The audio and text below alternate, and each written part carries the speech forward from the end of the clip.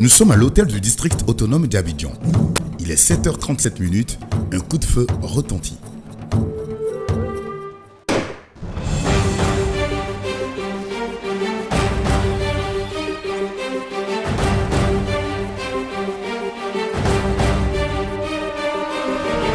Le ministre Robert Begré-Mombé vient de donner le top départ de la deuxième édition du Marathon de Côte d'Ivoire. Un esprit sain dans un corps sain, voici l'esprit prôné au départ de ce marathon. La joie que vous disiez sur les visages, la préfiguration de ce que nous réservons à tous nos amis francophones et que le président de la République nous a demandé de partager avec tous ceux qui viendront au jeu de la francophonie. Donc c'est un prélude à tout ce qui va se passer en juillet 2017. Venu soutenir le ministre-gouverneur, le ministre du Tourisme, M. Roger Kakou, s'est dit fier de cette participation massive. Le marathon de Côte d'Ivoire permet de vendre la destination à Abidjan. Je crois que c'est un événement sportif très important et ça favorise la fraternité entre les peuples à travers les valeurs sportives.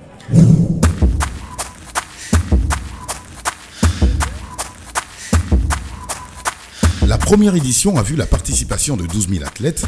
Pour cette seconde édition, c'est environ 13 000 participants venus de plusieurs pays africains, européens et américains.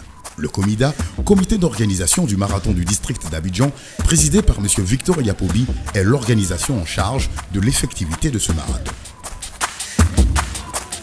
Le public a répondu nombreux. On attendait 15 000 participants. Je pense que vous-même vous êtes là, vous voyez. C'est une très belle fierté pour tout le comité d'organisation que j'ai l'honneur de diriger. Comme la précédente, la seconde édition du marathon de Côte d'Ivoire se compose de 4 courses.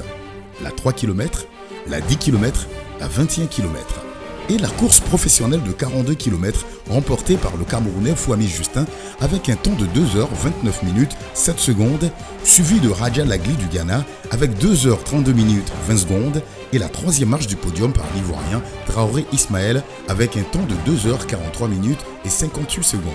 Les sponsors, quant à eux, sont fiers et toujours prêts à accompagner les prochaines éditions de ce rendez-vous athlétique. Cette organisation, on ne va pas dire parfaite, mais elle est très bien. Déjà, les départs ont été donnés à l'heure. Les coureurs sont bien aiguillonnés vers les différentes pistes et tout se passe très bien jusqu'à présent.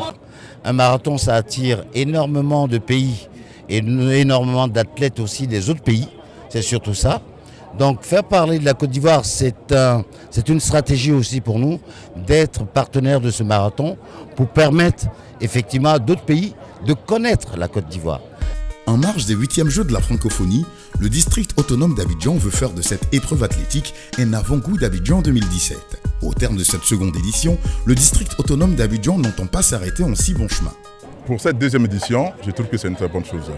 J'étais là à la première édition où il y avait 7 à 8 000 athlètes. Là, on est passé de 8 à 15 000 athlètes.